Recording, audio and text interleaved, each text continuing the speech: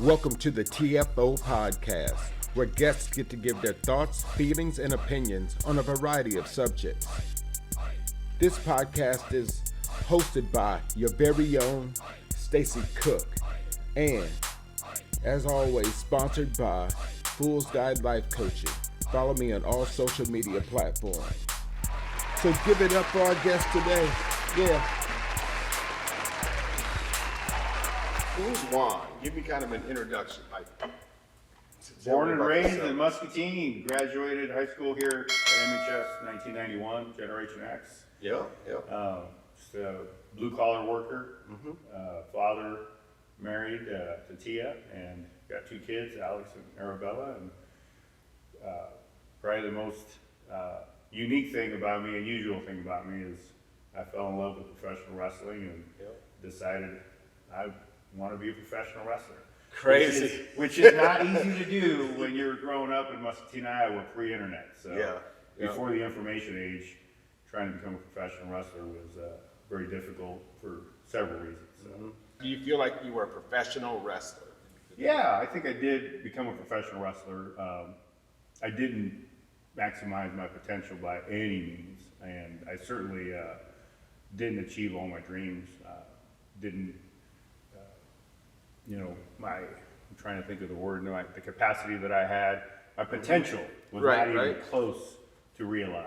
But it was just such a hard business to get into. It took a lot of years just to get information. So trying to be a pro wrestler, you can compare it to a couple things. One isn't so nice, and that's the Mafia.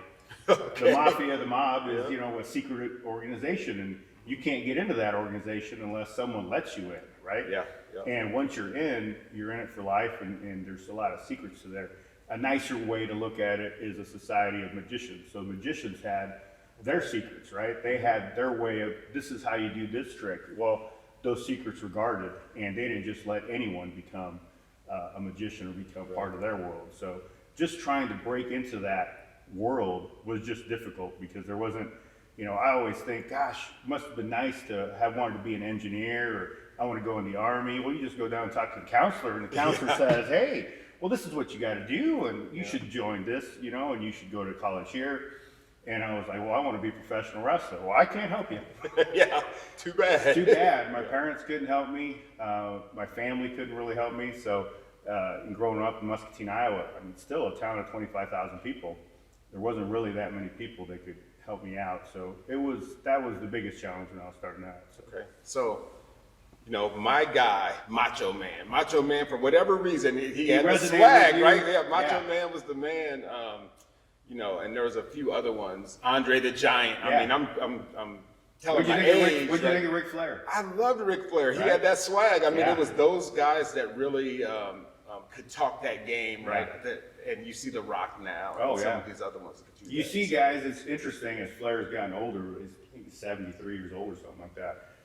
Hearing people in the African American community talk about Flair is amazing to me because you got Snoop Dogg, you got all kinds of really big cultural figures that are like, Ric Flair there was no one talking about swag. Yeah. There was no one talking about Rolex watches, limousine riding, jet flying, going and doing all this crazy stuff, living this lifestyle that a lot of urban folks wanted to do, right? And here was Flair on national TV, just dressed to the, and it was, in pro wrestling, they call it a shoot, and then they call certain things a work. A work is, it's fixed, it's part of the wrestling, it's part of the show. A shoot is for real. So if you're having a real fight in the ring, it's like, hey, they were shooting on each other. Right. And sometimes when you're talking smack in an interview, you'll be like, hey, I'm going to shoot on this guy. You know what? This is the truth about Stacy Cook. I'm shooting on him.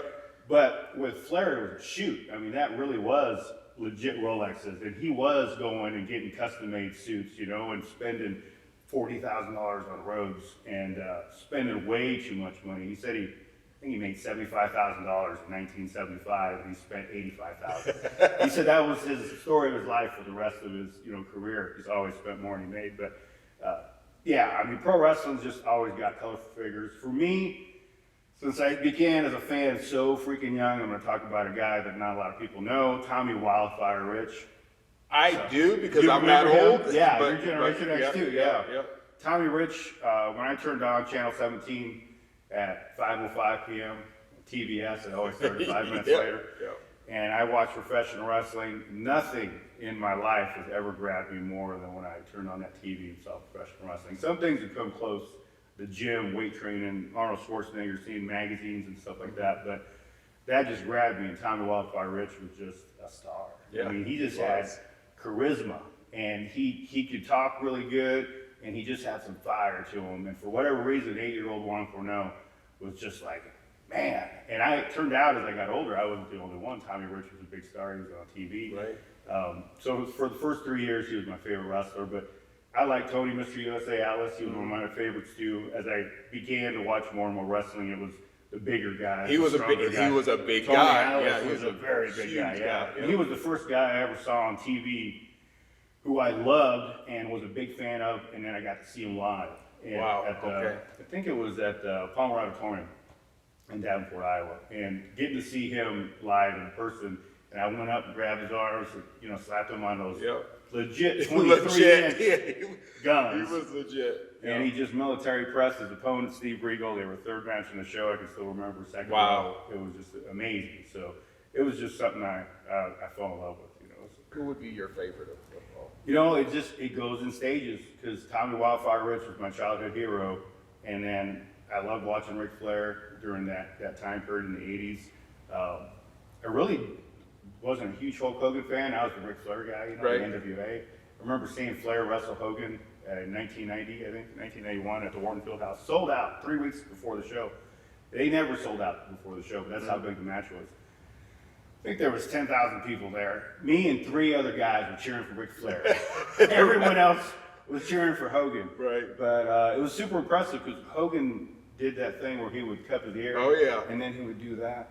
And here I was just like 18 years old, and I was watching as a fan. And I could feel the audience, what side of the audience he put Oh, cut wow. to his ear. You could feel that from the Wharton Fieldhouse. That's crazy. I was like, I'd never seen that live. That was the power of Hulkamania. So, and then I would say like Jushin Thunder Liger, who was a Japanese wrestler in the early 90s, because he was kind of my size. He was doing some really cool moves, Rey Mysterio.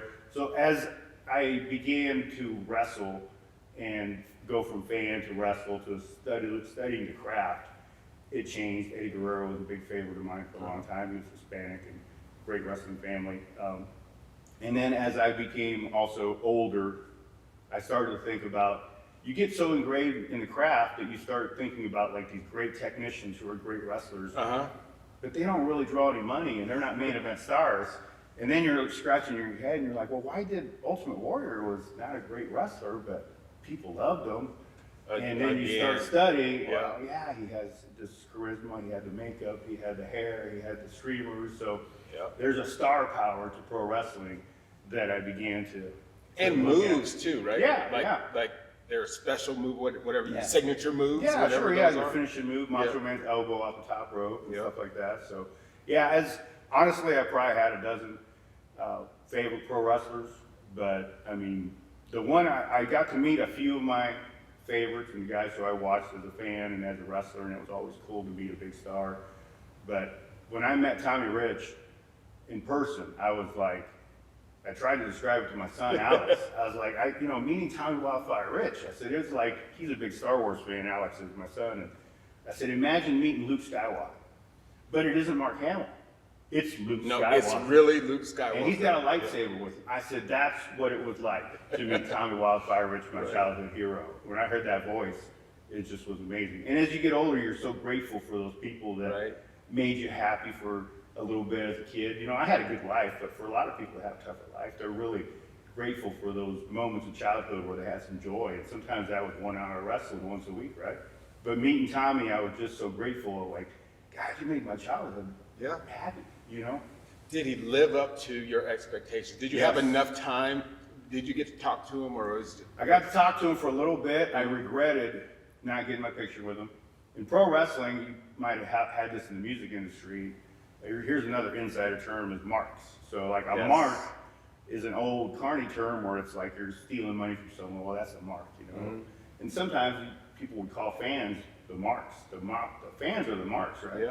So in the locker room, if you got too excited about meeting a wrestler, they'd be like, hey, you're acting like a mark. Don't be a mark. Right. You know? So you see someone come in the locker room and someone you used to watch as a kid, you're not supposed to be too.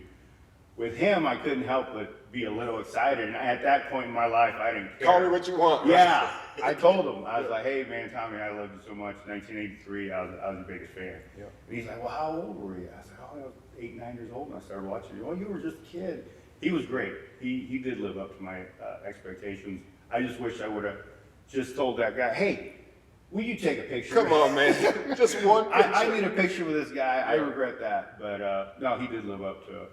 Ric Flair I got to meet, and he was what I expected him to be, which was a bit disappointing.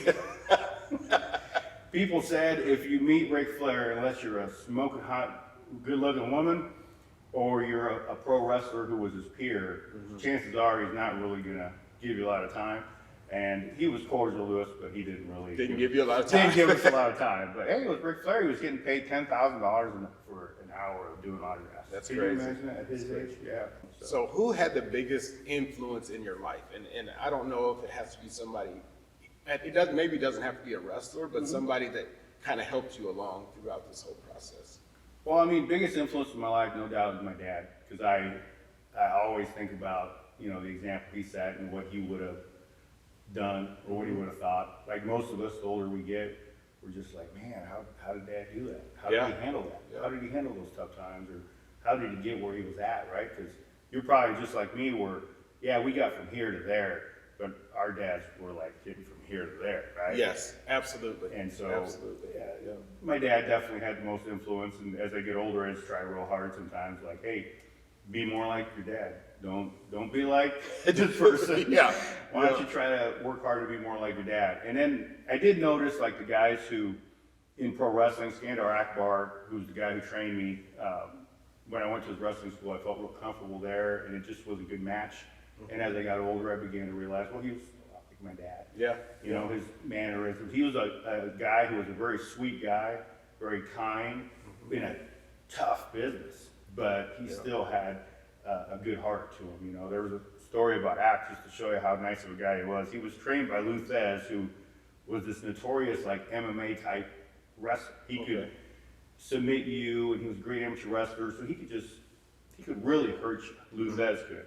And that was in the era where the world champion had to be able to defend themselves in case some guy decided, hey, I'm going to try to become a champ. Yep. So Thez helped train Skandar Akbar, and he, showed him how to defend themselves. And so Ak was from East Texas, and he went back to Texas for a while, and he was watching a football game. He's from Arabic descent. So his family's from Iraq, I believe. And but he was born and raised in Texas. But this guy, it was the '60s. Some guy was giving him a hard time and throwing some racial epithets to Skandar. And so finally, mild-mannered Skandar Akbar was just had enough of it. He said, "Why don't we just go settle this over there if you keep running your mouth?" Yeah. The guy's like, "All right." So Skandar Akbar broke his legs. That's how he got in the fight, and he broke the guy's legs, and then he drove him to the hospital. Oh, how nice. That's nice. That was my trainer, a very sweet, kind guy. It sounds like it. in a very tough business, so, don't mess with him. But.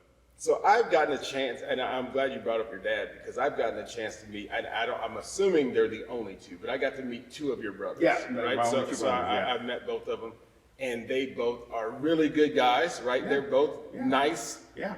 Did you see that your dad rubbed off on them as well?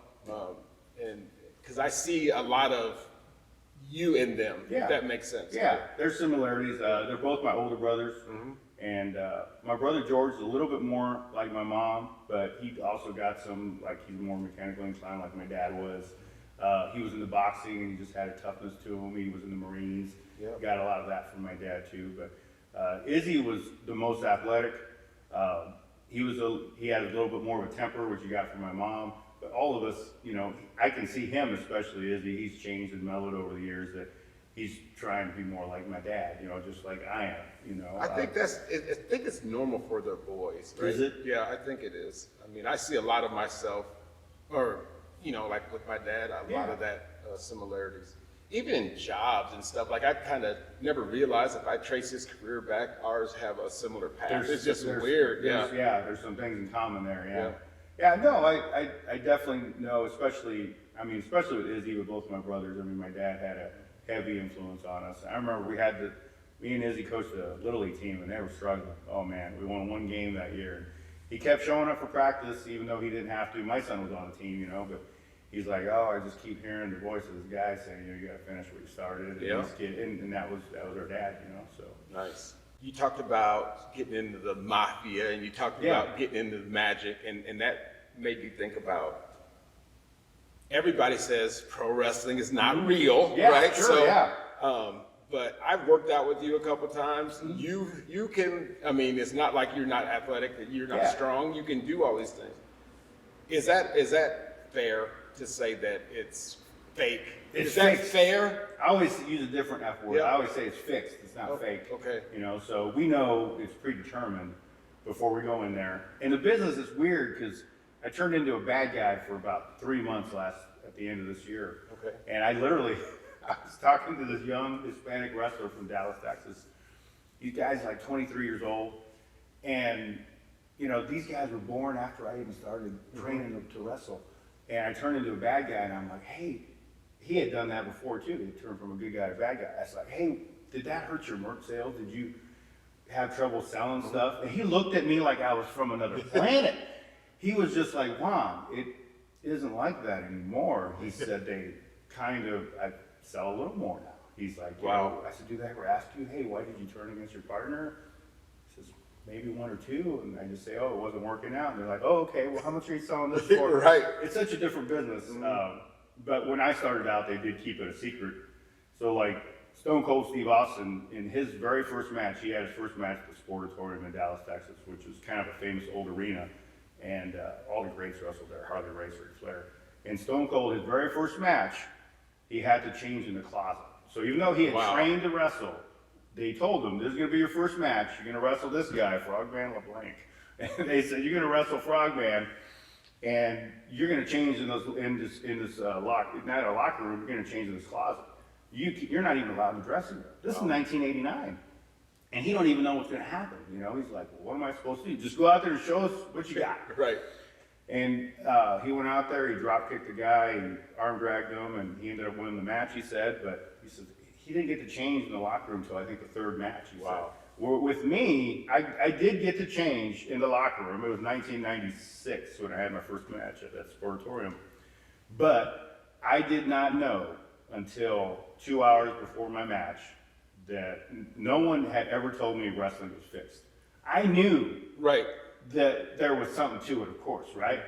But it wasn't until Skandar Akbar never told me, the guy that got in the ring and showed me the moves. No one ever told me, hey Juan, this is how it works. I literally just finally told my opponent, who was, weighed 250 pounds, looked like he deadlifted for a living. I'm like, hey, how's this work? Is anyone going to tell us? He's like, oh, don't worry about it, kid. They're going to tell us a couple hours before the show who's going to win, who's going to lose. More than likely, I'm winning. He said, I was fine with that. Yeah. And he said, they'll tell us how long we're going to wrestle. And I said, okay, good.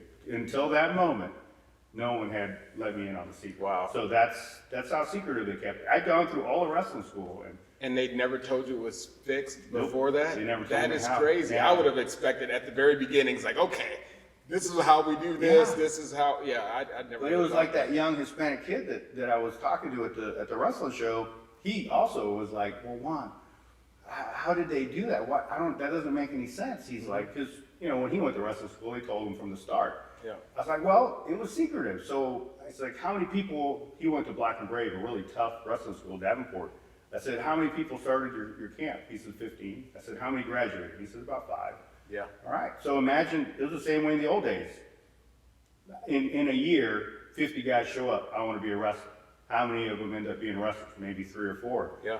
If you tell all those 45 people that you ran off that it's fixed, they're just going to run and tell everybody. Yeah. What move did you hate that the other guy was going to do to you? Like, when we watched it, we always thought that back chop or whatever was like, man, I don't want anything to do with that. Terrible. It is. Yeah. Is that the one that, like, when you knew that guy was going to chop you 10 times, you're like, this sucks. The chop's pretty bad. The power bomb is probably the most, just hurtful and painful move. I took the power bomb maybe 5 times in my life, And it's just this brutal move where a guy flips you over, usually a really big, strong guy, and then just drops you with a lot of velocity and force on the flat, you know, on your back.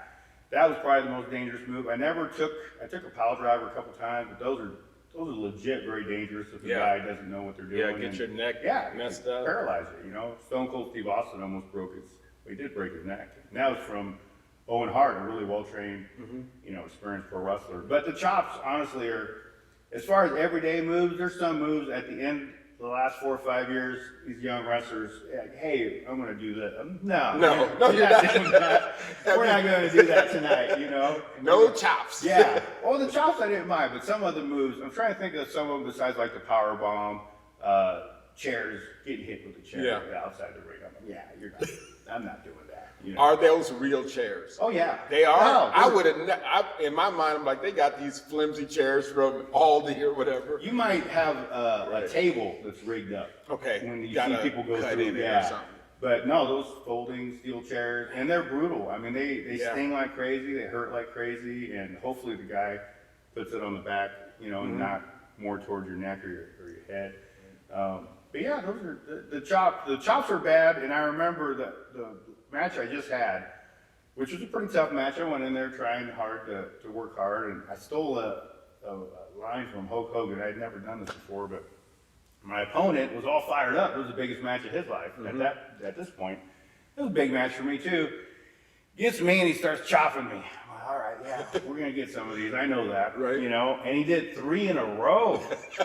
You know, usually you mix it up a little bit. Right. Yeah, you don't throw a punch and then a stomp and then I'll chop you again. No, it's 3 in a row.